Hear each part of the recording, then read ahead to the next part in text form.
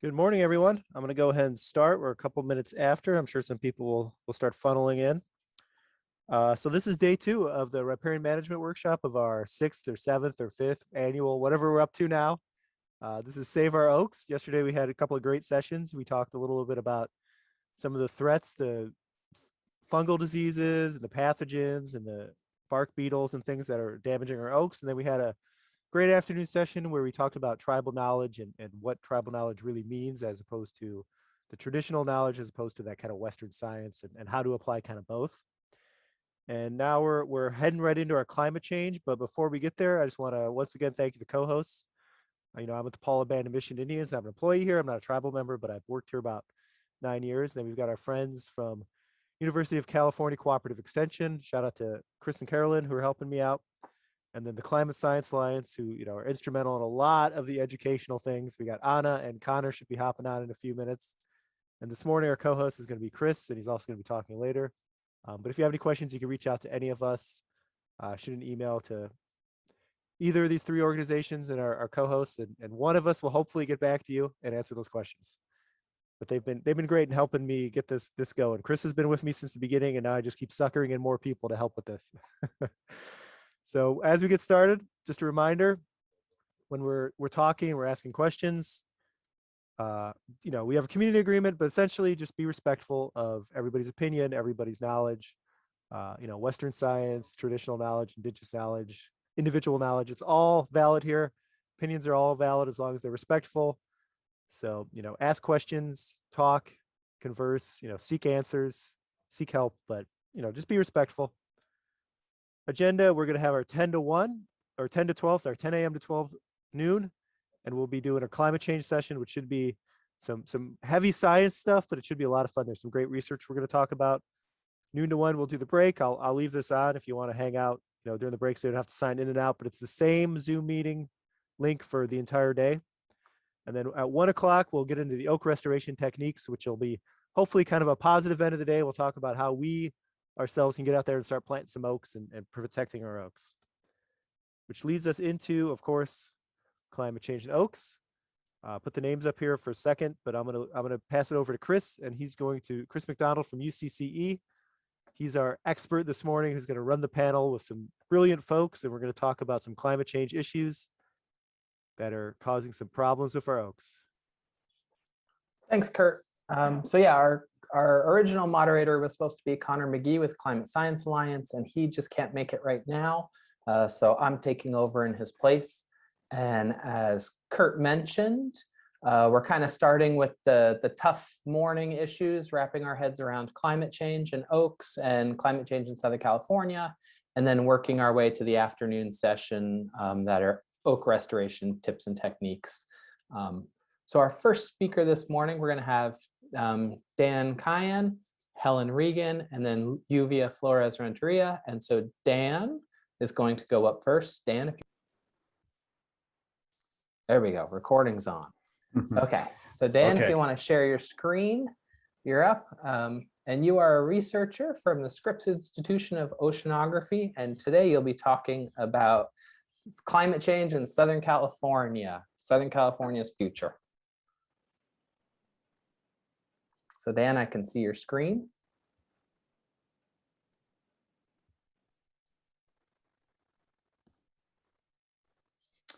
Looking good. How's that? Looking good.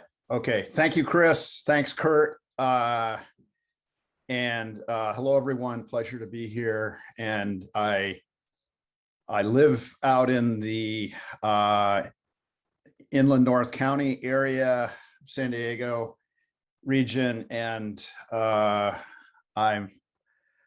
when we first moved here, I just fell in love with oaks. So this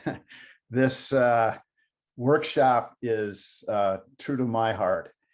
I should say that the work that I'm going to present is really from a team of us, and I'm representing, but there's a group of researchers at Scripps Institution of Oceanography, UCSD, that all contribute, and of course we have colleagues elsewhere. I should mention sponsorship includes state, federal, and actually some local sources. So I don't want to downplay that.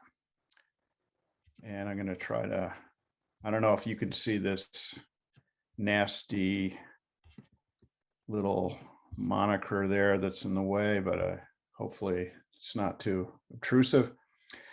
Let me just back up a second. I just want to point out that our region, you can see this little postage stamp at the lower right. And if you can see my cursor, we live in a pretty special landscape. One of the 5 or so Mediterranean regions on Earth. And of course, we are at the mercy of a very seasonal climate regime, and one in which if conditions are not real suitable during our cool so-called wet season, sometimes they're not so wet. And of course, we've been experiencing that on again and off again over the last few decades in a real remarkable way. Along with a very volatile precipitation regime, our temperatures have been warming. And this chart here at the upper left is the South Coast hydrological region, which is essentially Southern California coastal. And the horizontal line that's denoted 0 is what you can think of as the climatological average over something like 50 years. And you'll note the real decided prevalence of warmer than average temperatures, that blob of red here at the very right hand edge of the chart. And I would simply point out that our temperatures here regionally are really not so different from what is estimated to be the global surface temperature on Earth, where we keep breaking records in terms of the warmest year and so forth. The warmest 10 years have all occurred since the early 2000s, and most of them have occurred actually in the last 10 years. So we're in the midst of an unprecedented degree of change and warming. And of course, that can be attributed to us humans. Greenhouse gases accumulating in the atmosphere. The atmosphere is not as transparent to the heat that's emitted from the surface, and consequently, we are warming. And we are concerned because those greenhouse gases are, in many cases, long-lived. CO2, carbon dioxide, which is one of the primary species and culprits here, and is a product of fossil fuel consumption, fossil fuel carbon that's been buried, that is now burned, and we release CO2 into the atmosphere, has a lifetime of many, many decades. So this problem is one that not only is accumulating, but is something that is going to be hard to reverse, and is a problem that is a multi-generational problem. Projections of climate models, which are shown here on the left, where the what you can think of as the average of different families of climate models under different assumptions, lower greenhouse gas emissions in the future decades, and what you can think of as sort of business as usual The blue one, the lower or more restrained emissions, and the red, more business as usual like emissions, have really substantial consequences in the future. Over the last 100 years or so, we've warmed to a level of approximately a degree Fahrenheit, a little more. And by middle of the century, we're very likely to warm by another 2 degrees Fahrenheit. So within 50 years, half of that time, we're warming probably twice as much. Towards the end of the century, these choices that we make societally really start to add up. And the higher emission scenario really catapults to levels that we really have not experienced and will have a lot of difficulty contending with. This problem has many different aspects, but one other thing I did want to mention is because of our setting here in Southern California, the area is closer to the coast because the ocean to some extent buffers this warming because it's absorbing heat over a thick lens of water, is not warming as much or as fast as the interior. So that's something to consider. Along with kind of average temperature change, warming, we also expect to see more heat wave activity that is more intense, more frequent, and longer lasting. And of course, that has a lot of consequences, not only to people, but to ecosystems. Turning to precipitation, of course, we actually live in a location in the United States, which is in sort of relative terms, the most volatile in the nation, the greatest ups and downs of precipitation compared to the average. Any given year, we can expect deflections of 30% higher or lower than the average. And of course, again, in recent decades, we've seen a lot of downs, a few ups. And the other thing to note here is if you parse out the precipitation on a daily level by sort of run-of-the-mill amounts of precipitation, so anything less than the 95th percentile, that's the green trace here. And by the way, these bars are each year's precipitation going back to about 1915. And the black trace is a numerical smoothing or average over several years, just to give the sense of the long-term trends that or fluctuations that we've seen. If you look at the 95th percentile of daily precipitation, any amount which is falling into the 1 to 95th percentile category, it has fluctuations, but not as decided as the actual annual totals.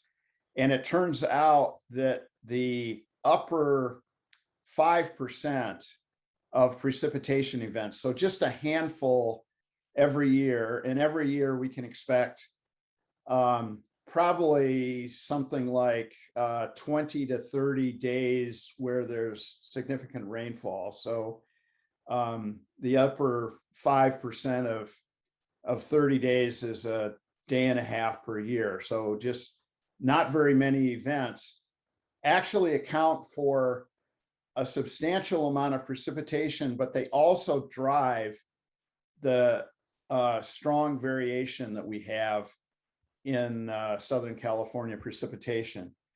And the other thing to note is that not only does this total annual amount vary, but the timing of precipitation varies quite a bit. So what we have here is the what you might think of as the onset of rainfall in the autumn period. And of course, every summer, just about every summer, we're very dry, almost very minor amounts of precipitation in our South Coast region.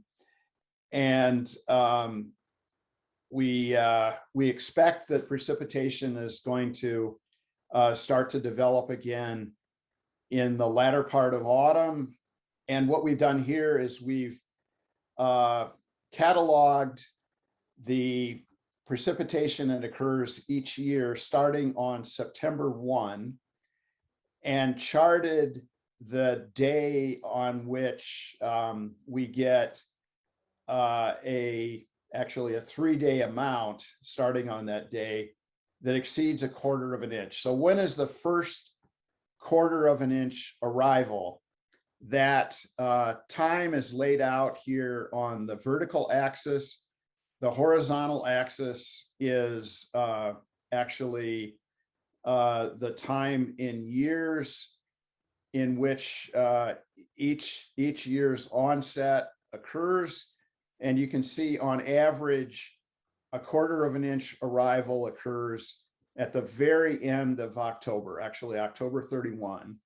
But really very high variation in that onset time when you look across this 7-decade period starting in just after World War II in 1948. And the typical variation here that we can expect is about 30 days, about a month.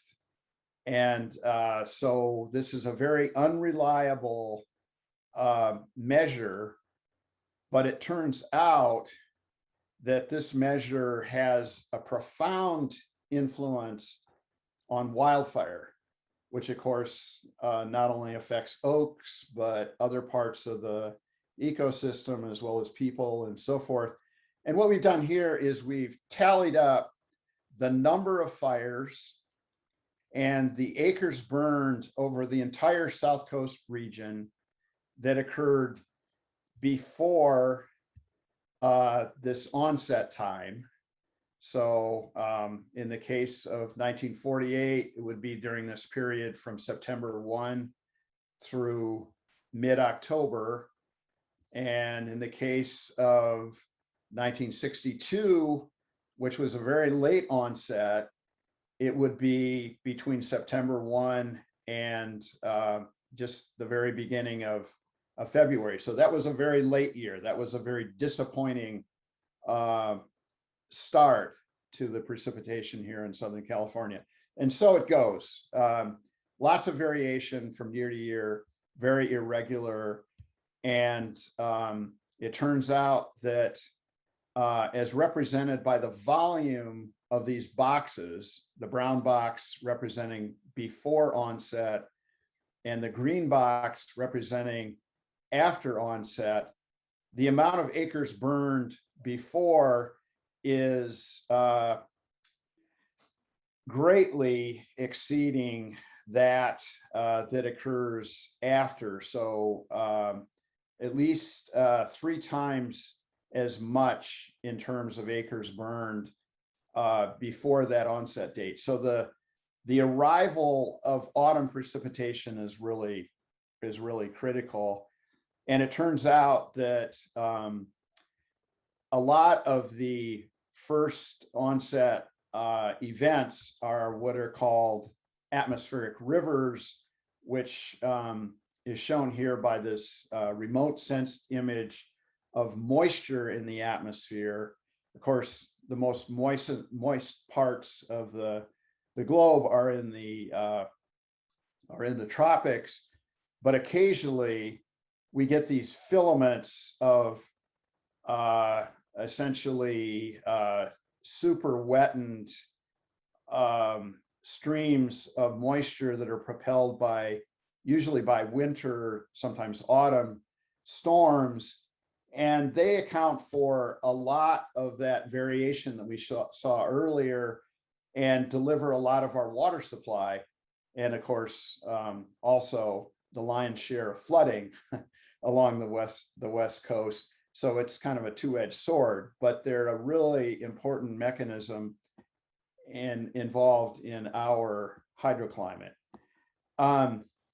The presence or absence of atmospheric rivers has a lot to do with the occurrence of drought in our area. And this chart shows from the drought monitor that the essentially the NOAA federal agency maintains, along with a number of partners, shows the waves of dryness, of drought, that's actually cataloged by intensity. The darker colors are more intense and lighter colors less intense drought categories.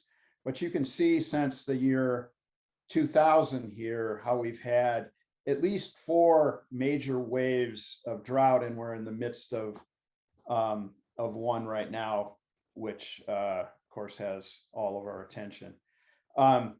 In the future, the story for Mediterranean climates globally is one that is not very rosy, in that it looks like the Mediterranean regions around the globe, according to climate models and atmospheric circulation considerations, are actually drying a bit. Lots of California is kind of on the edge of getting drier and getting wetter, but the extreme southern part of California looks vulnerable, as does a lot of Mexico. This pervades the Mediterranean European area, the western part of Australia, the area near Chile, and you know, the west coast of South America, and parts of South Africa as well. So this is a very organized global pattern that we're looking at. And the other thing that we notice in climate models is that when we look at the annual cycle, it looks like the core winter months may actually get a little wetter. Sorry for that. This is January through December, changes in precipitation, but the shoulder seasons, the spring, that's irritating, excuse me. The spring and autumn are both becoming a bit drier as the decades wear on in the future. Again, this is from the lens of climate models, which are not perfect, but it's certainly something that we want to keep our eye on as the future goes ahead. The other thing, of course, as climate warms, the atmosphere has a what you might consider a higher thirst for moisture from the surface. And this is a chart actually of historical observations that indicates how the most intense evaporative demand days over time have been increasing. So again, going along with our tendency for warming. The other thing that I want to mention is that, of course, along with this, wildfire threat is just a fact of life in California, but several of these factors tilt the odds towards more wildfire risk. This being a slice showing the smoke plumes in the 2003 Cedar fire and a set of other, really a conflagration that affected much of Southern California during that very intense October, near the end of October of 2003 period. So these are periods when Santa Ana's happen, and we have these other factors, dryness that's built up, the lack of precursory wetting, then we have a big problem. So I will end there, and hopefully that set the stage for the other speakers, and I'll turn it back to Chris, and glad to enter into discussion later if called upon. Thanks. Thanks, Dan. We had a quick question pop up in the chat box.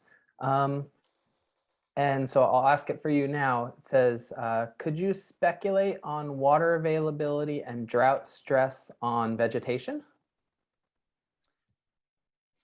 Well, That's not exactly my specialty, but I will certainly say that I think this, the answer to that is what your intuition would tell you, that when we have drought, when we have the combination of these dry air masses and sometimes Santa Ana winds, that we really increase the evaporative demand, and it is a real stress on vegetation. When we have drought, we have a lack of cloudy days, and oftentimes a more subsiding atmosphere, where air is actually descending instead of ascending. That descending air tends to be dry, and it increases the stress on vegetation. So the combination of dryness, warmth, more sunshine, and sometimes high winds, and if they're downslope winds, of course, the Santa Ana and sundowner conditions, or Diablos farther north in the state, are really strongly desiccating, and I can't imagine that too many species are really comfortable under those conditions. Thanks, Dan. If anyone has any other questions, you can put them in the chat box. But now let's move on to Helen Regan, a professor at UC Riverside. Helen, you want to go ahead and share your screen?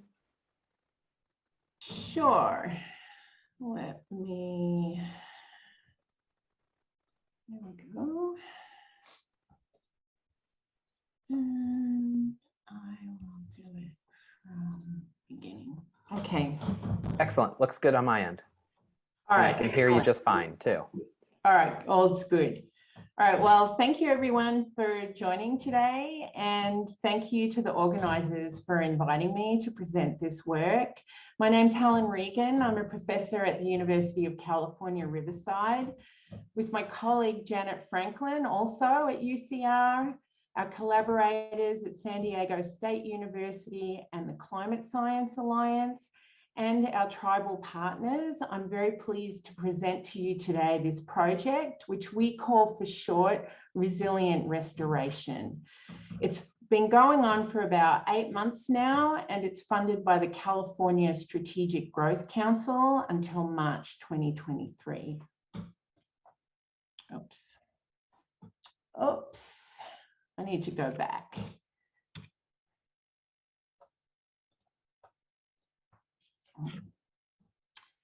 So in this project, we have a commitment to build strong partnerships to support knowledge and actions that preserve the ecosystems and species that are integral to the persistence of cultural practices in the face of climate change. And in particular, we want to work together with tribal partners, facilitated through the Climate Science Alliance and the Tribal Working Group, to determine how this research can help culture bearers, elders, land stewards, and conservation practitioners with monitoring and conserving culturally significant plant species in the face of climate change. This diagram here illustrates the integrated nature of this multifaceted project, which involves linking ecological modelling, which is depicted down here, genetic analyses, adaptation projects and actions, and entrepreneurship, education, and outreach. Our project centres our tribal partners through the Tribal Working Group. The Ecological Modelling team is working with the Tribal Working Group and other partners to ascertain priorities, as well as any shareable tribal science knowledge.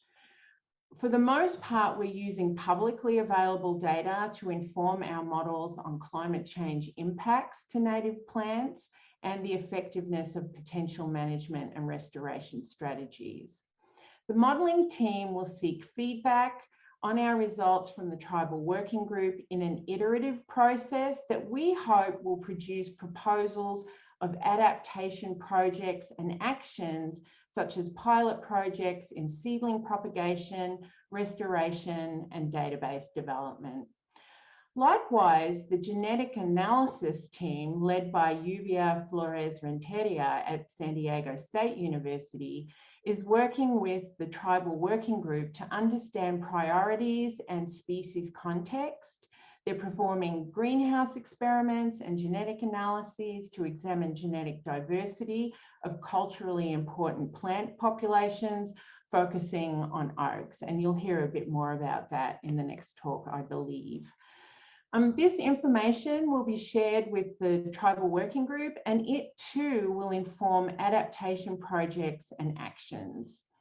The Tribal Working Group and other partners also inform and facilitate entrepreneurship, education, and outreach opportunities, for example, in the form of business plan internships and the development of a restoration guide that synthesizes the results and lessons learned from the ecological modelling, genetic analyses, adaptation projects, and the deliberative process through the Tribal Working Group that integrates all of these activities.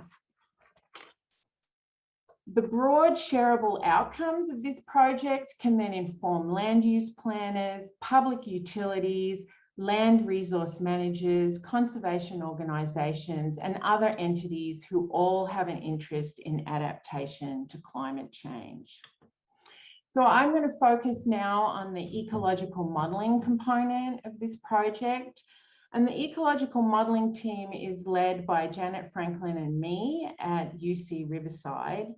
We're leveraging models and data from a current National Science Foundation project that we're working on, that's led by Janet and myself. And we're using the output of that project to support this project. We'll combine these models and data with traditional ecological and cultural knowledge about culturally significant species to characterize changes in habitat suitability of species, evaluate potential threats, and inform and explore management scenarios, adaptation strategies, and restoration actions. So we've developed an integrated modelling framework that we've been using for over a decade now. It links current and future climate data, other pertinent environmental data, species distribution maps, land use change projections and fire models with spatially explicit plant population models to project the impacts of threats and management or adaptation strategies on threatened plants. And we've applied it to a range of species in the California floristic province. And so, for instance, some of the data that Dan just showed in the previous talk is the kinds of data that we use to inform our models, particularly the spatial component of where species are projected to have suitable habitat across the landscape. So here's an example of the types of data we use in creating maps of species distributions for our plant species. And this is the first step in this integrated modeling framework that we've developed. We use known species occurrences. So here they're represented by these blue diamonds. And this is for Engelmann Oak here in this slide. We also use known absences of the species represented by the red diamonds. And as I said, this is for Engelmann Oak. And we do that for current conditions. And then this sets the spatial context for the population models, and it highlights where suitable habitat is likely to be located on the landscape. So these square pixels you see here represent the degree to which habitat is suitable for this species across the landscape under current conditions. One of the distinguishing features of this framework is that we can use it to examine how climate change projections impact populations in conjunction with a range of other threats, such as altered fire regime and urban growth. The most recent climate projections, as you saw in Dan's talk, project that California will be warmer and drier, and this will have an effect on plant species distributions. And as Dan showed, that we're expecting to be warmer and drier, particularly in the inland areas of Southern California. And so we can use the state's downscaled climate projection data for a range of climate scenarios in conjunction with other environmental data to develop species distribution models to map how species distributions are projected to change. So here we've used the climate projections in a species distribution model to project suitable habitat in the future for a species Ceanothus perplexans for the next 80 years. And I should note that for the past more than a decade, we've been predominantly focusing on plant species in the California floristic province. If you look closely, you should be able to see that suitable habitat for this species, as represented here in the green under the current conditions, is projected to shrink under climate change where it's currently located, while expanding to other areas and shifting north for this particular species, Ceanothus perplexans. This means that some type of dispersal, restoration, or managed relocation will be important for the persistence of this species under climate change. So here's an example of how we've applied this framework to Engelmann Oak. In previous work that we've conducted about 10 years ago, we projected suitable habitat to 2100 for Engelmann Oak under these two climate scenarios. And I want to note that these two climate scenarios have now been superseded.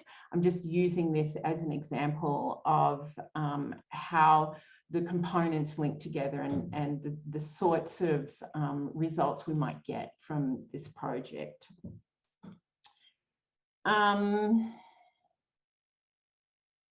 So the areas in blue here are in this current habitat graph are areas that are currently occupied by Engelmann Oak.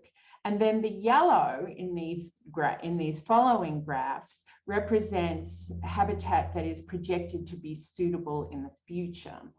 And what you see is that there is not, virtually none, we can hardly see it, suitable habitat projected in the future under this more extreme climate scenario, GFDL 2100. But there is the habitat, suitable habitat projected under PCM. However, although it's difficult to see here, it's in different locations to where it currently occurs. Okay. Oh, and then the red areas in here, the red areas are urban growth projected out to 2050. In our National Science Foundation project, we are also looking at the effects of urban growth and altered fire regime on the persistence of species under climate change. We plan to update these models with current climate data and also more recent urban growth models. So we construct population models using data about the plant's survival and growth rates, seed production and germination, dispersal and responses to variability in the environment, including fire. When a time series of species distributions or maps under climate change is linked to a population model, we can then start to quantitatively look at the impacts of climate change and other threats, such as altered fire regime, on population abundances. So I just want to briefly explain these two graphs here. Along the vertical axis, what we have is a measure of population size. It's called expected minimum abundance, but just think population size. And along the horizontal axis, I always get the vertical and horizontal mixed up, probably because I'm from Australia. Here we have average fire return interval in years. So 20-year average fire return interval means more frequent fires, and 100 means less frequent fires. And then above in the top graph labeled A, we have no habitat change. So this is under current conditions, as I showed you in the blue areas on that map. And down below, we have the PCM climate change. We're not looking at GFDL because there was almost no suitable habitat remaining for this species under that particular and actually more realistic climate change scenario. We also looked at different levels of dispersal in terms of average distances seeds or acorns can disperse, and maximum distances acorns can disperse as facilitated by birds.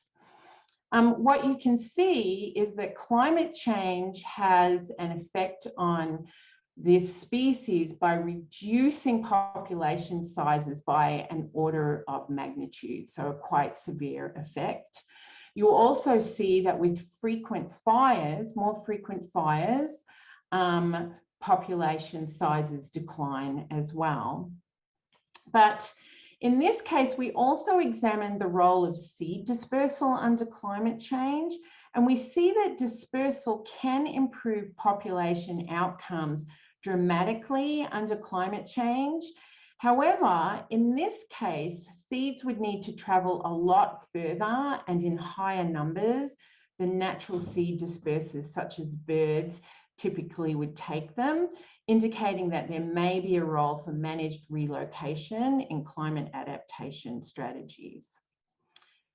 So we plan to work with the tribal partners to apply this modelling framework to a range of oak and other species beyond the California floristic province to explore opportunities for management and restoration of culturally important species under the threat of climate change. And as I've said, we're 8 months into this project, and we've already made a lot of really important progress on this project with the help of our tribal partners. And we hope ultimately that our research findings will be able to help develop potential restoration and adaptation strategies for species that have high priority and cultural significance for our tribal partners.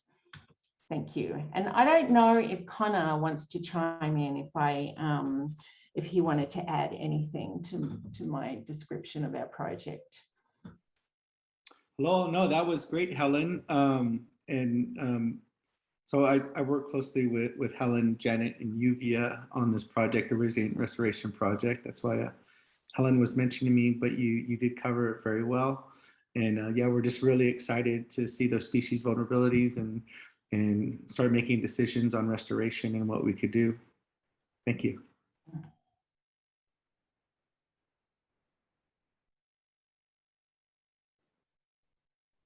Thanks, Helen. Thanks, Connor.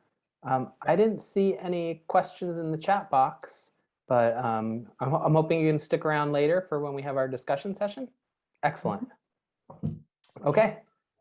So up next, we have Uvia Flores Renteria, and she'll be presenting on her oak project.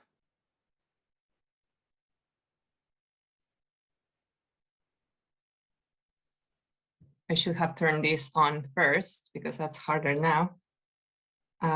Thank you very much for organizing this fantastic workshop. I was here yesterday and today it has been phenomenal. It's an honor for me to be here and I'm very, very excited. So thanks again for doing this. And thanks, Helen, for giving the intro to the overall large project that's easier for me now. I'm going to be focusing on the resilient restoration of the oaks in the Southern California.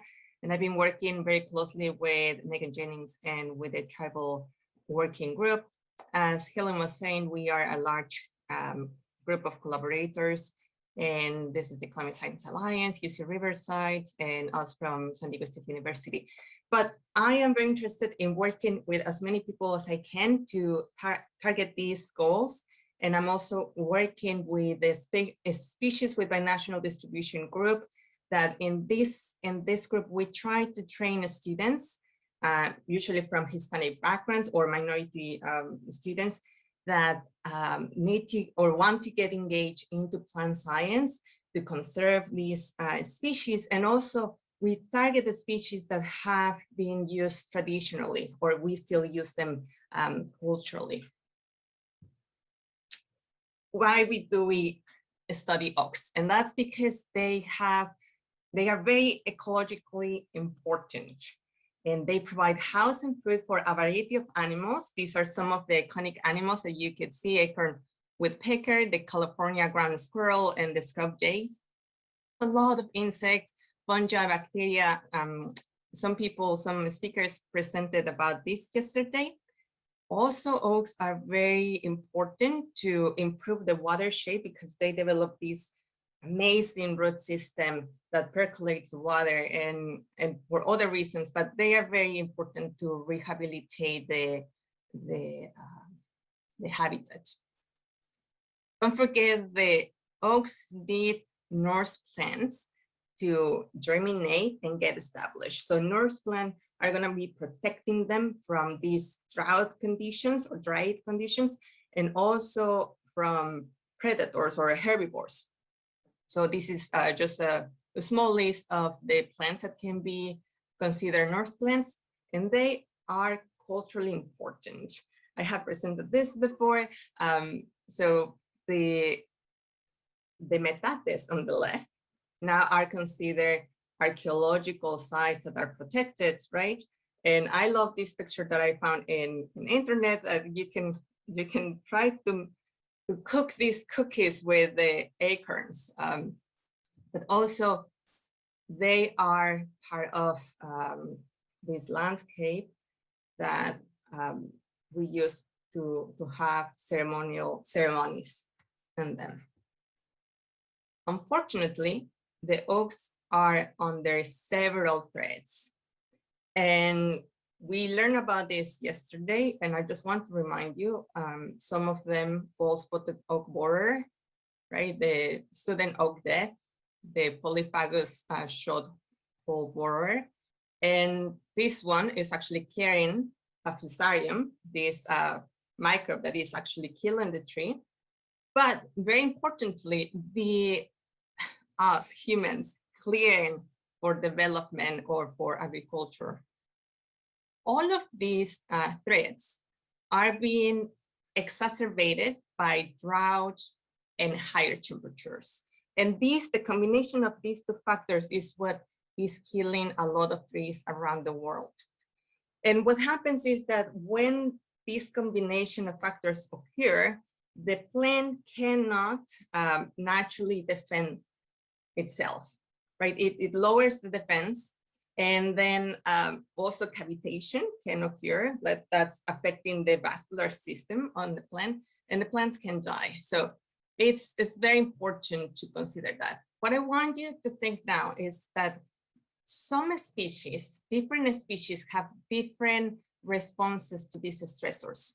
And some of them, even inside of one species in particular, you could see that they vary depending on a given stressor, such as drought,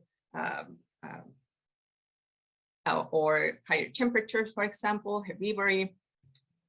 So identifying what plants or what individuals are drought tolerant are good, because we want to keep those lines. So now I'm going to be talking about these two species of oaks. One is Engelmann Oak, and we want to study this Engelmann Oak because it's a very important plant in the Southern California. Based on the California Native Plant Society, this plant is a regional S3. This is considered rare species. However, it's not a state or federally listed. And what that means is that we know that it has a narrow distribution and the number of individuals is low, but we don't have enough information. So we need to gather this information, and that's what we are doing to provide these, to potentially list it, but also to feed it into the models that Helen was explaining. This is the current distribution based on records that we have publicly available. So it's mainly, it's very dense in the San Diego County, but it also goes northern to LA, but it's also found in Baja California. The other species that we are studying is Quercus agrifolia, the coast live oak. And this species is dominant in the chaparral and the pine oak woodland in the Southern California. And at least 12 tribes have used it as food source. This is the map, the distribution of Quercus agrifolia. You can see that it goes from the northern California and it reaches all the way to northern Baja California. And now if you pay attention to this map, you can see that we have two different colors. The purple actually represents records for the variety agrifolia, because this species splits in two based on morphology. The variety agrifolia is greener compared to this other one, and that's because it lacks some hairs. The variety Oxyadenia is a little bit whitish because it has these hairs or trichomes. And what is very important for us and for the plant, I believe, is that we know that some plants that have trichomes, they are more efficient to cope with drought. And also with the radiation, solar radiation, they can withstand higher solar radiation. So it's quite interesting that the variety Oxyadenia is found in the southern latitudes, where we have more drought conditions and higher solar radiation, but also more inland, right? Compared to this, if you look at the San Diego region, we have the variety agrifolia more into towards the coast, and the Oxyadenia more inland. So what questions do we want to solve? So we have a lot, but I just focus on these three because I have a little bit of data to present you. We want to answer what species has higher germination, or agrifolia or Engelmann Oak. And we also want to compare in agrifolia, which variety is more drought tolerant. And also we want to look at the genetics. We want to look at the genetic diversity, because plants that have higher genetic diversity, we think that they have the ability to cope with the environmental changes. So if we identify populations with higher genetic diversity, we believe that they might be more resilient in the future. This is what we have done so far with the help of a lot of people who responded to our call I believe last October, November. We asked our tribal friends, or all of you, to help us to have access to the seeds and the leaves to incorporate it into this study. And we have collected from a handful of reservations, but also outside of these groups. And we have the general area marked here in gray. In the field, we were looking for healthy acorns. So that means that we were discarding the ones that have the holes, because those are insects getting inside of the acorn. So we didn't want that, and we didn't want anything that had fungi or bacteria growing. So we were keeping the ones that are healthy.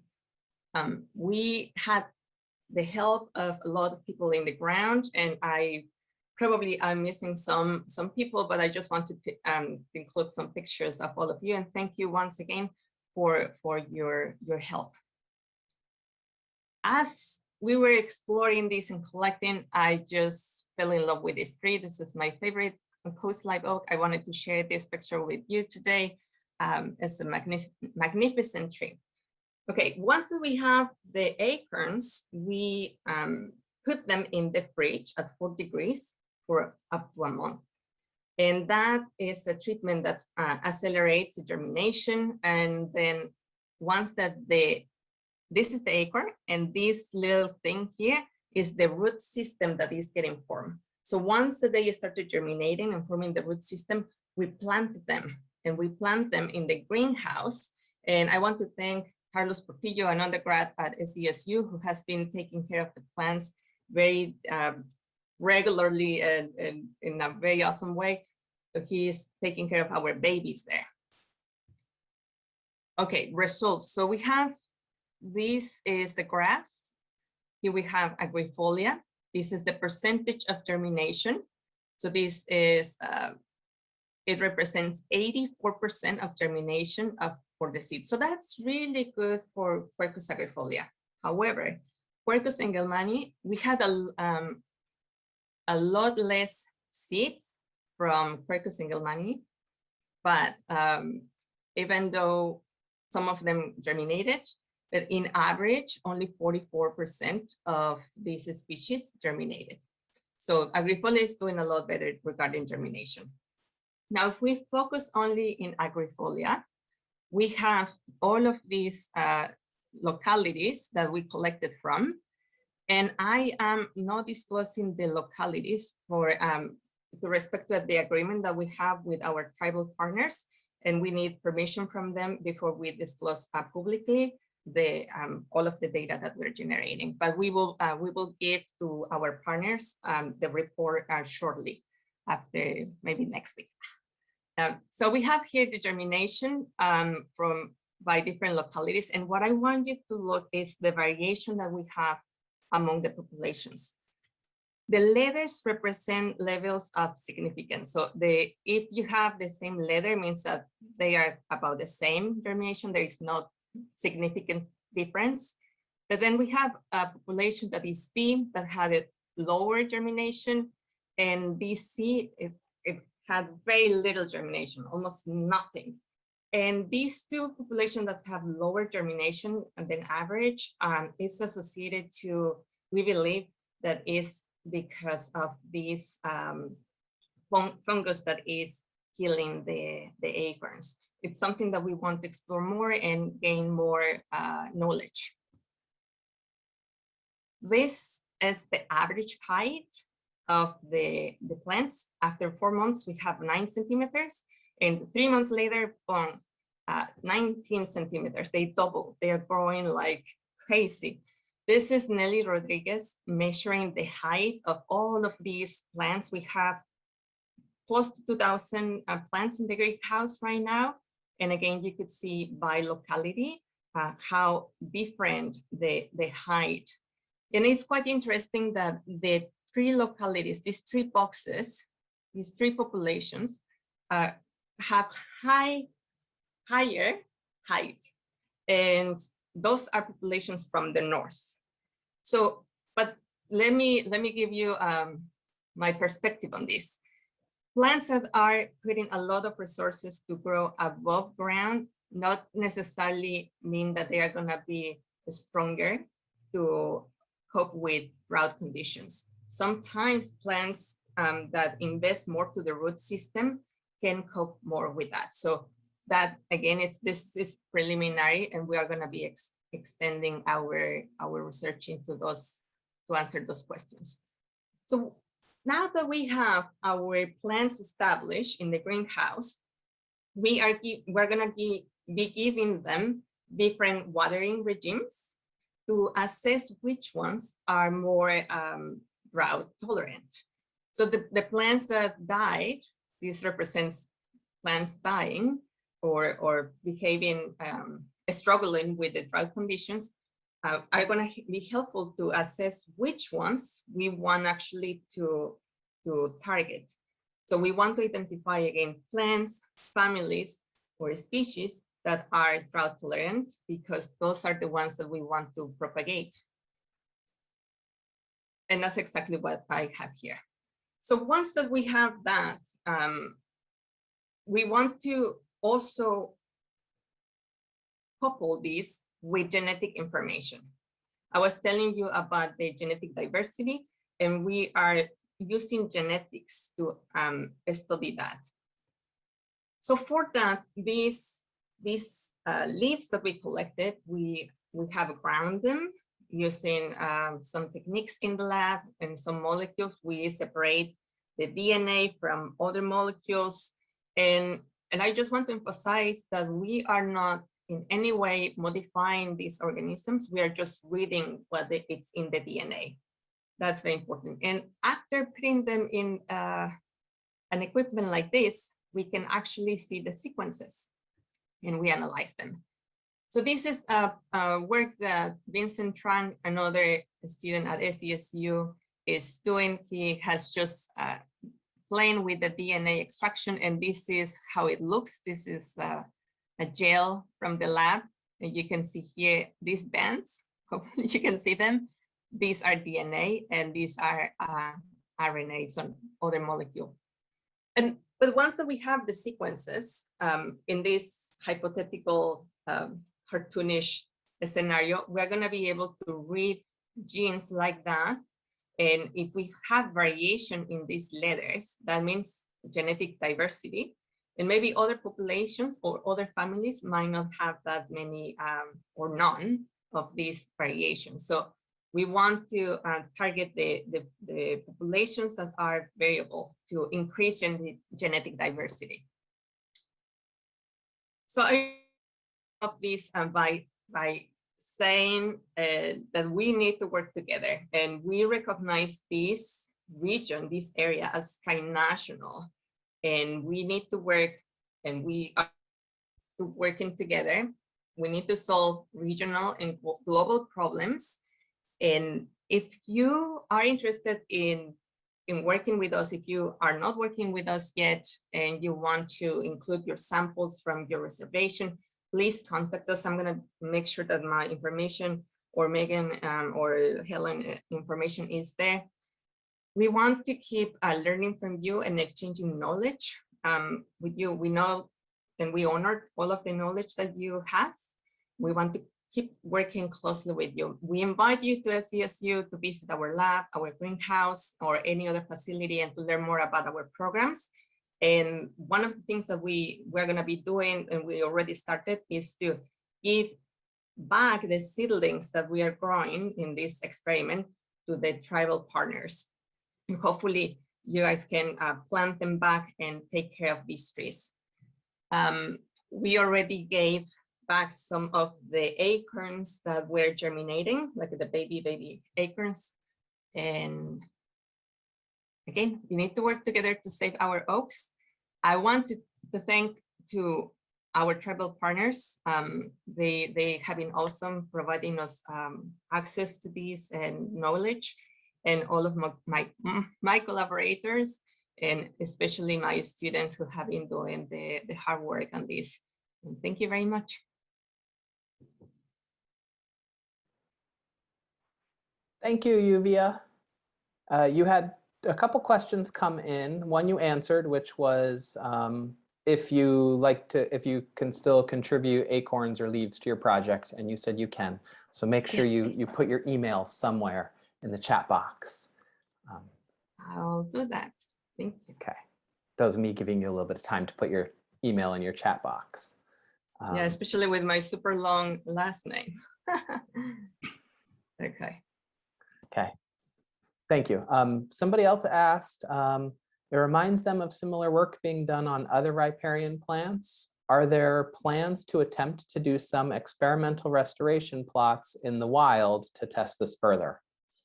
Yeah, definitely. We have done some of these things in the field in the past. I have experience working in eucalyptus in Australia when I did a postdoc there. Also in Arizona, there is a strong group doing common garden experiments, and we've been doing that in pines and in other trees. Populus is another system that has been done, and we are actually in those experiments. What we actually trying to do is to plant the same families in the field. We have some sites in the Grand Canyon, and we have higher elevation and lower elevation, and then you can compare, you can predict how is the climate going to be, and if these plants are going to be moving up there, if they're going to be doing better, for example. So those are things that several groups are doing in nature. Can I chime in real quickly, Yuvia? Yes, please, Megan. I also wanted to add that as part of this project, one thing that our collective group has committed to is providing some opportunity for developing pilot projects. And I don't know if it'll happen during the course of this project, given how long it'll take to get the information and design what that might look like in deploying something like, what we learn, deploying that in the field to test some strategies. But really the idea here is to help develop some resilient restoration strategies by perhaps selecting plants from different locations to make sure that any restoration efforts that our travel partners undertake are likely to be as successful as possible, given the projections of increasing drought frequency and intensity. So we are really committed to giving an opportunity for our travel partners to implement what we're learning and sharing that as we go, so that many of our partners are in the process of doing restoration projects and doing oak planting. So as we go, ensuring that we can sort of fit that into what we're learning as we go into any efforts that our travel partners are taking on. Yeah, and I'll add to that just to highlight the super integrated nature of our project is that, the modeling component is also intended to help inform where some of the best locations might be under climate change to restore or to plant seedlings. And also how many are necessary to have viable populations under ongoing threats. And so we intended for it to be, very linked and integrated in that way. If that actually gets into one of the questions we received before the workshop, was with the newest IPCC report, is the situation of warming too dire for oaks to adapt in time? Are we looking at massive losses?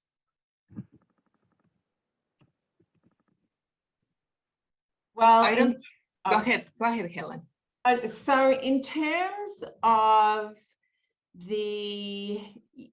of where suitable habitat is, and I think Janet Franklin is now here, and she can chime in. We just got very recently the downscaled data for California. So we're currently modeling species distributions under climate change. So we haven't seen the results yet of that.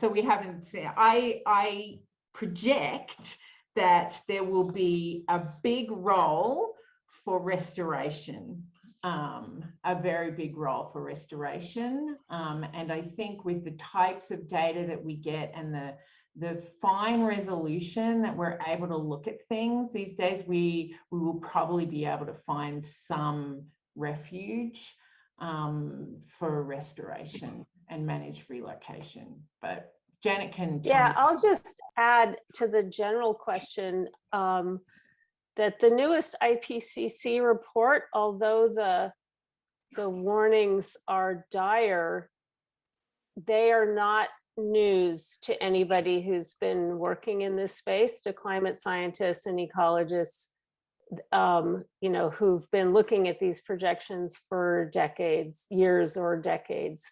They're really not any worse. It's just that the message is stronger in terms of attributing it to, you know, to human activities, to greenhouse gas emissions. And so I don't think that particularly for us anyway, in our thinking, it doesn't particularly change anything. Like, oh, let's just throw up our hands because the whole world is going to be RCP 8.5, and you know, we should just, you know, plan for that. I don't know. I just came from another workshop where there were engineers and so forth talking about you know, carbon capture and storage and stuff like that. And the, you know, the people who were thinking about this deeply are realize that these things are going to have to happen on an industrial scale. So I'm not saying that the solution is imminent or is going to be easy, but I do think in terms of people working on the land or with plants or whatever, that we should that it's still useful to use these projections, these potential scenarios for planning. But I do agree with Helen that I think that there will inevitably be some big changes in ecosystems, and that restoration will have to be part of the story, part of that community resilience. Can I add a little bit on the? Yeah, go ahead. Probably in the dark side. So we know that so mortality of trees have occurred massively for the last 30 years. So we expect that. It's not like we expect it tomorrow. It's happening. It has happened already. And we need to work together to solve this. So it's when I talk about climate change, usually I get down because it's very gloomy, it's dense, it's very violent as well. And but it's also it needs to give us this new perspective to rethink the ways that we are doing stuff and bring us together to find solutions. And you know, big challenges require big thinking, and it doesn't necessarily need to have a lot of money, but a lot of intention. And I as just a want, restoration. Oh, go ahead. I just wanted to add, I see that Jeannie commented that, you know, she doesn't think that we'll be willing to give up on our oaks, and we plan to fight for them. I mean, that's part of what this project is all about, is how we can work together to fight to preserve these species. Our tribal partners have been on the land since time immemorial and have been resilient to lots of changes. And I'm confident that we all together can be resilient. And I'm really excited by how we're combining Western science and traditional knowledge to try and help get us there through what seems like fairly unprecedented times. So you know, that's part of where we're trying to go with this, to bring it back to the light side. Yes, I think that's great. Another question that I see in the chat box, where can I find the steps to take to plant oak seeds? And so part of that we actually will be covering in the next session from 1 to 3, but I do want to let our speakers today discuss that.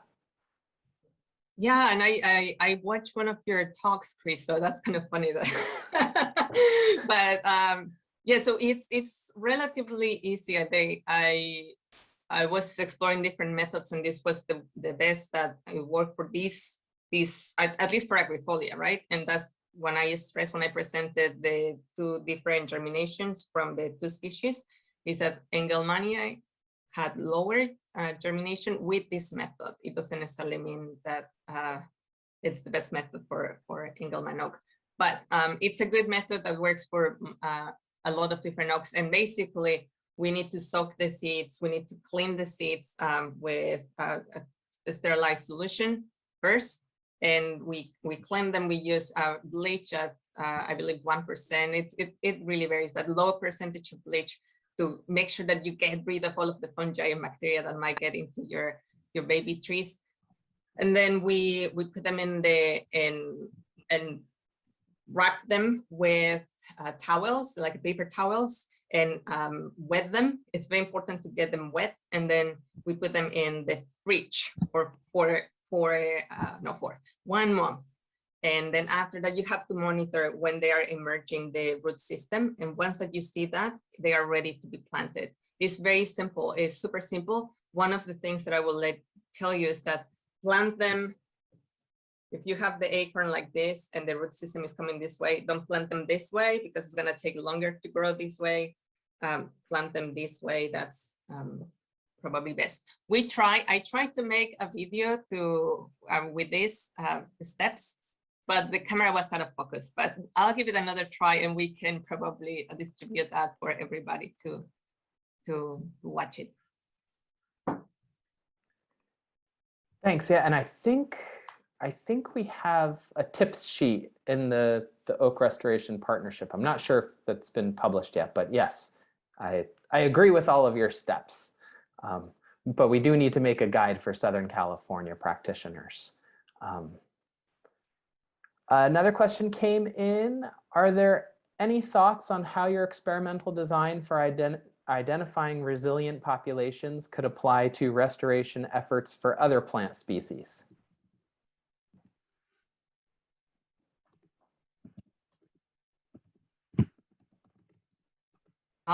Helen, how about you? I think that's...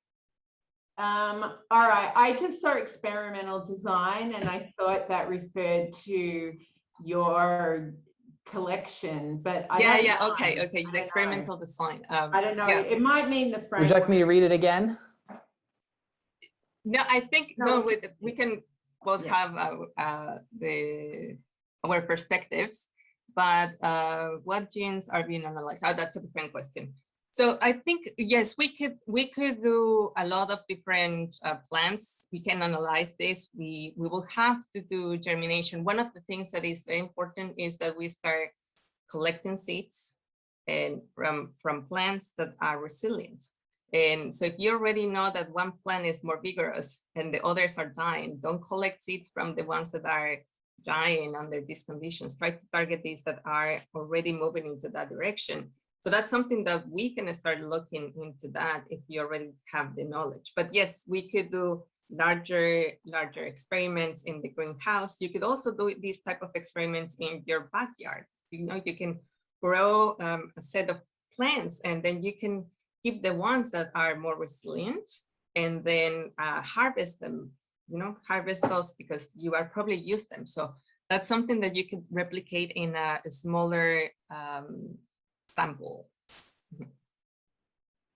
So Yuvia, that gets to another question. Did you happen to measure, and maybe Megan as well, happen to measure the size of the acorns as you planted them? Because in individual trees, you can find really skinny, scrawny acorns, and you can find, you know, relatively big, fat acorns on the same tree, on the same branch.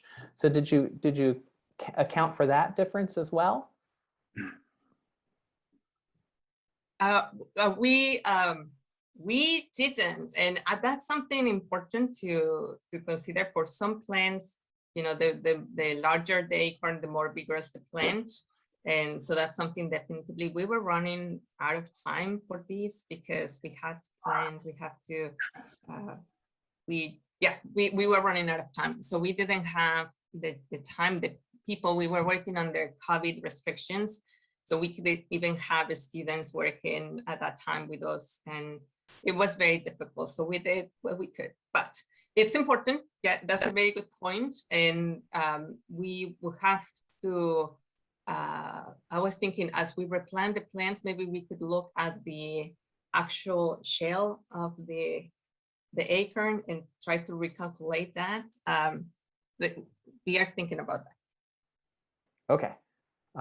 One question, what genes did you analyze for your study? So those are genes that are, we are just starting, and this is a genomic approach. So we are not targeting particular drought tolerant genes. That's another approach, we could use that.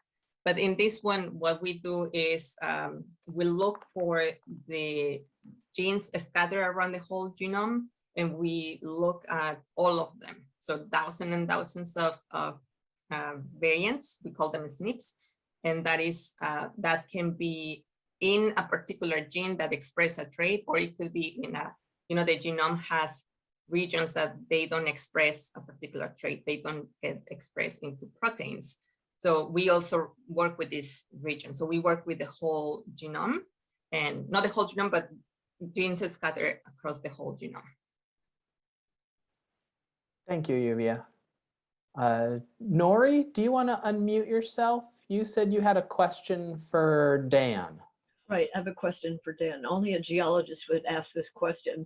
I looked at a data set and it showed that since 900 AD, there's been two 2,000 year long droughts. If we're going into one of those 2,000 year long droughts, what year do you start it at? Are you thinking 91, 97, or is there some other date that you're thinking about?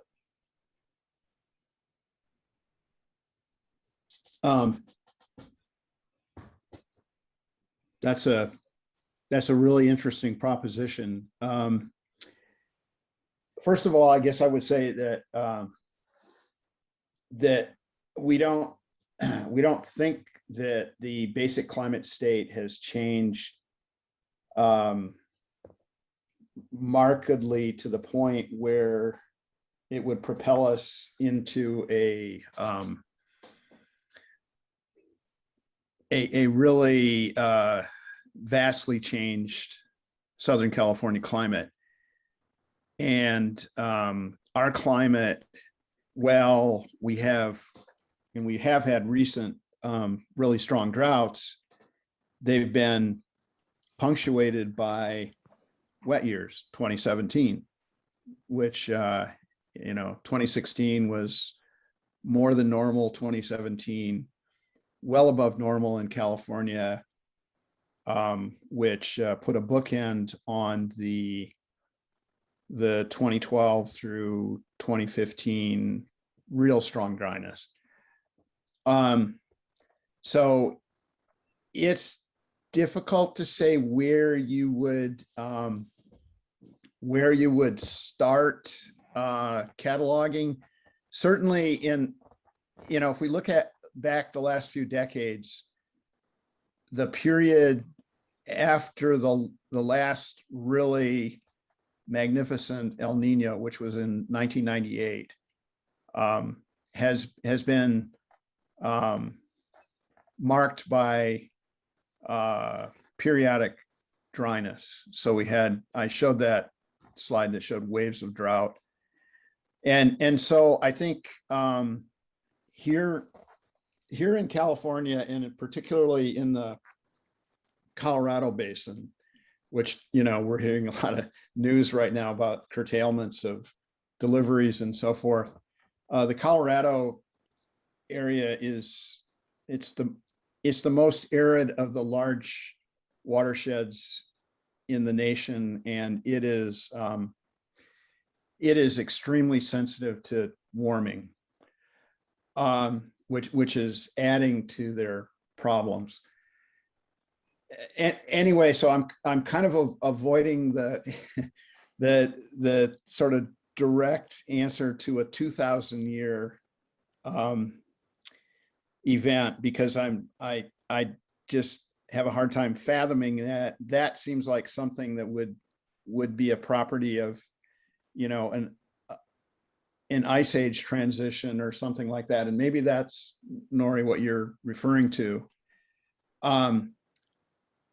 Any case, when people in the community these days talk about really extreme droughts, they talk about the so-called term mega drought, and usually that's reserved to a dry spell of something in the neighborhood of 2 to 5 decades, but not a couple of thousand years. So I don't know of any evidence that would motivate me to speculate that we've all of a sudden kind of immutably changed from our 20th century climate, which is characterized by a lot of ups and downs and so forth, to something that's just remarkably drier.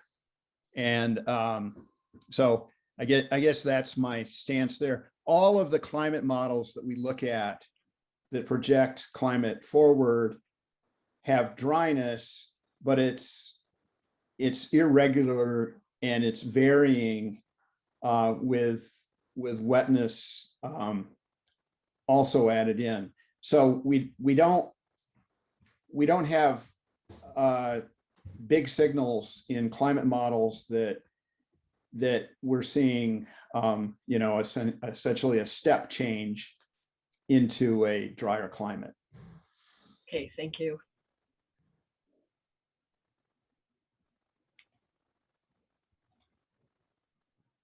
And to unmute myself. Here we go. Thanks, Dan. Thanks, Nori. We had another question come in that kind of touches on several speakers' presentations. How does climate change affect the use of fire on the land or oak woodlands?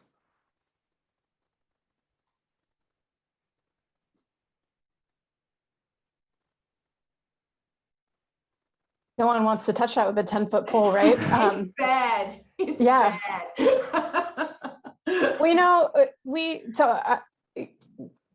leading into this project, I've been working on this Connecting Wildlands and Communities project where we're focusing on fire and how fire has changed in our landscape. And one of the things that we've been talking about in particular with our tribal partners, you know, we had an event where we had a bunch of panel discussions, and you know, one of my colleagues talked about wanting to get back to the traditional practices and get back to cultural burning. And one concern that I have is that he said, get back to the old ways. And I said, unfortunately, the thing I'm concerned about is that during the time when the old ways were used, there weren't 25 million people living here starting fires all over the place. And so, you know, I do think both climate change, but in particular, as far as fire is concerned, because it is a human mediated process here in our Southern California landscape, I'm even more concerned about the number of people on the landscape and what that does to fire frequency and how our landscapes are adapted to respond to this increase, or not adapted as the case may be, to respond to this increasing fire frequency. And I think it just makes it harder because of all these challenges that we face when you do want to put fire on the landscape. It's it can be a risk to people, it causes air quality issues, so on and so forth. Those just get amplified with climate change because we have extended drought, and it means that prescriptions are harder to meet. Now, I don't think it means that we can't do it. I just think it means that we need to be creative and find ways to make it work within the constraints that we face in today's landscape. Megan, maybe I'll just chime in. I would say I would strongly reinforce that, and I think we need to be really careful and watchful about what the precursory climate has been. If it's a situation as we're in right now, I think everybody's fearful of any added fire starts. But on the other hand, if we're in a wet spell, which I would assert is eventually going to return, maybe conditions will be more optimum for controlled burns and so forth. So I think we just have to use common sense there.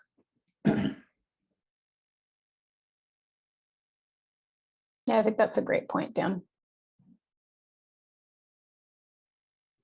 Did any other speakers want to chime in about fire? I don't want, but I was thinking about this since yesterday when Jolene was talking and presenting, but because we talk about fire, and I was actually wondering about if tribal communities do something specific for water, because that's the other big thing that we need to be worried about, is how do we facilitate the infiltration of water, especially if we are going to be having these very drought conditions. And there are a lot of things that in other communities is happening, and I was just wondering if any of you are doing anything related to water. So fire, water, Yeah, but I saw Jenny has also her hand up. Hi. Hi, everybody. Hey, Jeannie. Unfortunately, this has nothing to do with fire. I was wanting to mention about oak germination. I have noticed here in Manzanita that during times that when we have a lot of rain, we have a lot of germination under the trees of baby oaks, where the cattle can't get to them. And for the trees that my son has planted from acorns, he gets almost 100% germinations, probably 90 or better than 90% with his oaks, but they don't always live, I mean, very long. And their growth rate is very much slower than what I see, Yuvia, what in your lab, in your space. His oaks, he planted some in, I believe, March or April, that had sprouted, and they're probably 2 inches high. They're in much bigger containers. So evidently their growth is going to root. But I just wanted to share that with you. Thank you. It's quite interesting. The thing that, well, I don't know what are the conditions that your son is using to grow the acorns, but we are spoiling badly these guys in the greenhouse. So they have air conditioning and they have, it's all pampered. So that might be one of the reasons why they are going like crazy in here. And yeah, go ahead. I'm sorry, his trees are out in the conditions they're going to live in. Yeah, exactly. And what I was thinking is that maybe you don't know what's happening on the ground, and these trees are trying to develop the root system fast, right? So it's possible that they are growing a lot, but you're not seeing that. But you will have to begin to answer that question, but I don't recommend you to disturb the babies. But yeah, it's just interesting. Thank you. Thank you.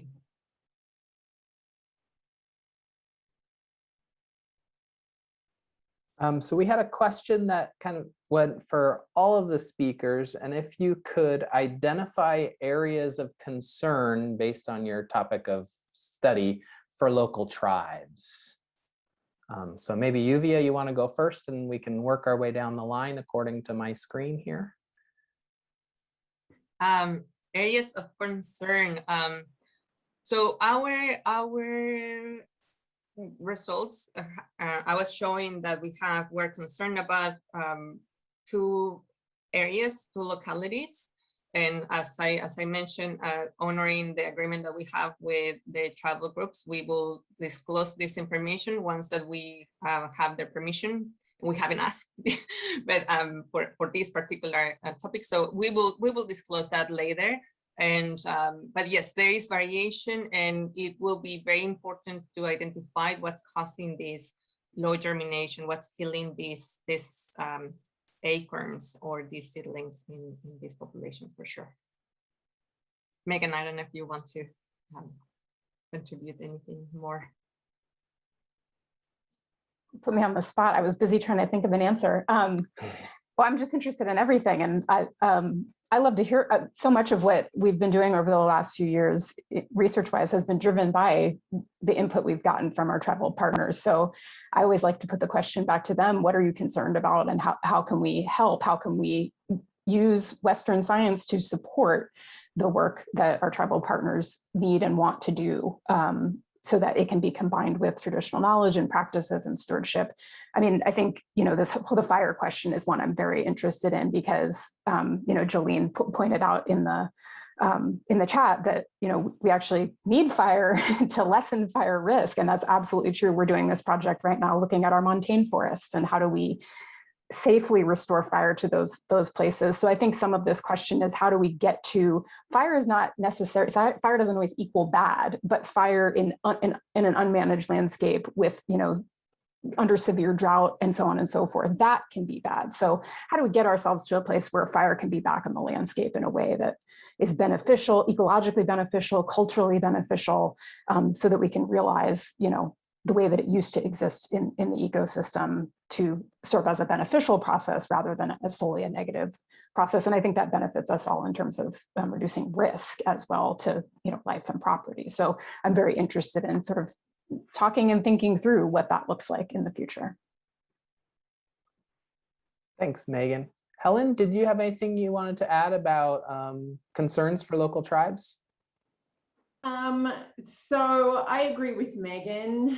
My standpoint is I want to listen to what our tribal partners have to say about their concerns, but I will say an obvious one is the concern that has been around for centuries, is that policies and actions that are implemented at a broader scale, which are necessary in many contexts, really do need to have the input of the tribes. Because when you look at how, for instance, just one example of how suitable habitat you may be shifting for species, and you have a region-wide or a statewide plan to conserve under those assumptions, you may be leaving out tribes altogether because the spatial scale is not being considered, that's relevant to tribes. So, this is what I find, just to give another plug for our project, what I find really great about our project is that the tribes are coming up with the solutions, and they're coming up with very innovative solutions, and that I think will be beneficial to wider groups across the state, such as, sort of agency level practitioners and so forth. Thanks, Helen. Dan, do you want to add something about areas of concern? Well, this spans a lot of groups, tribes included, but I certainly am concerned about the amplification of various forms of extreme events, heat waves,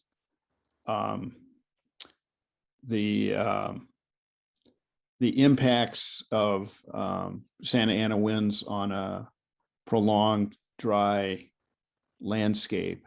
And also, one of the facets that I kind of touched upon but didn't really explain very well, I think the sequencing of various events, the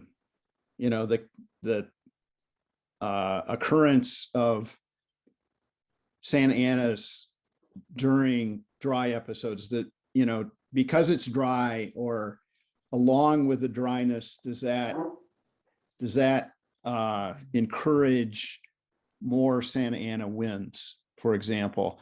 And I don't have an answer for that, but it's that kind of thing that is a concern, just like there's a concern about if we've suffered wildfires, which we have in Southern California, to a very large extent in the last couple of decades. If we pile on right after those fires really heavy rainfall, then we have the problem of debris flows and erosion and so on. So I think we have to think pretty holistically about this bigger picture of how events may unfold and how kind of chance occurrences can lead us into big problems. So that's kind of a general answer to that question, Chris. I think it's still appropriate and a good answer. Jeannie, I see that your hand is up. Do you have a question or a comment? A comment. I'm not sure who's on, but we do need to have cultural fire science, indigenous fire science reintroduced into California. We already have it in many areas, and cultural fire scientists, people who work in cultural burning, are fire masters. They know what they're doing. They're aware of conditions. They watch, they know what's changing. They don't burn when it's dangerous. They burn small areas. They prepare the land. It's not unregulated, uncontrolled burning, which I guess we need to, I don't know, educate people to what cultural burning is. And there's a lot of videos out there, especially with North Fork. I can't think of his name. Ron Good, maybe. I hate getting old.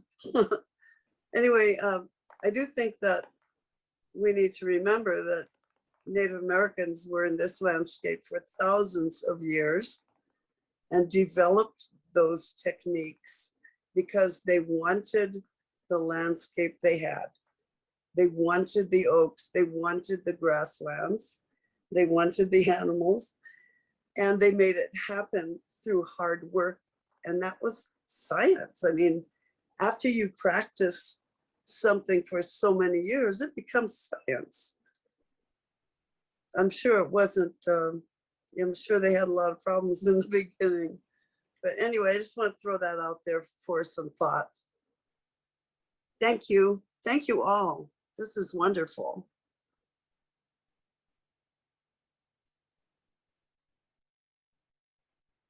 Kurt, I think we have a theme and topic for next year's workshop symposium, fire and possibly cultural burning and fire. Go ahead, Megan. Yeah, I was just gonna, given Jeannie's comment, give a plug for the work that Jolene and Wes Ruiz at La Jolla have been doing to help, advance cultural burning in Southern California by doing training and getting, figuring out what the process is for tribes to be able to do some of this work, to create partnerships, to do it on ancestral territories, where tribes in recent years have not been invited to participate in stewardship. And I think that is starting to change. So this is moving, and I think it's moving in the right direction. And I think that's really exciting. And we have some great folks to look to and learn from. And in terms of, if you want to talk more about cultural burning, I know the Climate Science Alliance and a number of partners, I'm not going to say them because I'm going to get the wrong, but we'll be having a Southwest Tribal Climate Summit in January, and the focus is going to be on fire. So it's already in the works. Come join. I don't know if someone from the Alliance wants to drop the link in. Connor, I don't know if you have that at the ready, but just wanted to give a shout out that that's coming up because this is at the forefront of lots of folks' minds. Yeah, so thank you, Megan. I was about to jump in and just start plugging away because these conversations have been stirring for a while and actions are being taken. So yes, there's a Southwest Tribal Climate Change Summit that'll be coming up this January with a focus on fire, as Megan mentioned. Yes, thank you, Anna. Anna will be dropping links in the chat. And also these conversations that have been building over time, there's been a lot of work completed as well that Megan has been working on through CWC and building tools for us to use in planning and really looking at climate conditions in the future so that we can properly plan. And then of course, the Resilient Restoration Project is really in addition to all the work that Megan's been doing at San Diego State with her team, where we're able to look at species vulnerability and future plant habitats and learn how to really think about how we're going to do restoration moving forward. And in that project, with those 2 pilot projects that we're working on right now, is really taking all of that information and not just being theoretical, but how do we put it into action? And so we're going to be working on training in plant propagation through our tribal working group, and also fire management training with Chief West Ruiz out of La Jolla. We're working on a larger project with Chief West Ruiz and an interagency, Southern California interagency prescribed burn training cadre, which will involve a number of agencies, as well as a indigenous burn crew out of our tribal working group. And we'll be partnering with state parks that is also developing an indigenous management crew at Cuyamaca. So all of these, everything's starting to work into motion, and there'll be lots of updates that you'll be getting from us, the Climate Science Alliance. If not, we'll always circle back with our partners and share lots of information and developments as far as really putting all this information into action. So this was really exciting panel day. Sorry I came on a little late. I was wrestling with my 3-year-old. He didn't want to go to preschool. He just started. So I was compassionate for a while, but then I was like, all right, I got a meeting to go to. Yeah, this was such a great conversation. I really appreciate Dan being able to come out and share all of that downscale climate modeling, which is really so important to see the big picture. And just really exciting to hear from Yuvia and all the work that she's been doing with Megan at San Diego State. We're really interested to see those oak genetics and see the drought tolerance, so that we really know what to look forward to and how to plan appropriately. And Janet and Helen, once we get to see more of that detailed species vulnerability, it's just going to really help make our decision-making process that much more easier as our pilot projects are developing and we spring into action in the coming years. So this is all really, really exciting. I know that for all of us that get to work in climate change, there are those jitters and sort of what to do, but I think, as long as we coalesce and keep coming together and do the research and work together to put things in action, I feel like everything's going to be all right. And I know that there's going to be some upticks in the after. When I say uptick, I mean more positive notes later on in the afternoon. And again, I saw that Trisha also had shared. So I'm going to circle back to a cultural burn webinar, tribal fire science webinar that will be coming up through one of our partners and that works throughout the states, the Indigenous Intertribal Stewardship Program. And the contact information on that flyer is Hillary Rennick. And I'm sure that that's going to be amazing. I would definitely put that on your calendars if you'd like to attend. But other than that, if there's any other closing remarks that I'm missing, Chris or Kurt, please interject before I say have a happy lunch. The only thing I have is to please click on the link for the survey. We do read your comments, and they do help Kurt and I and the rest of the team plan for next year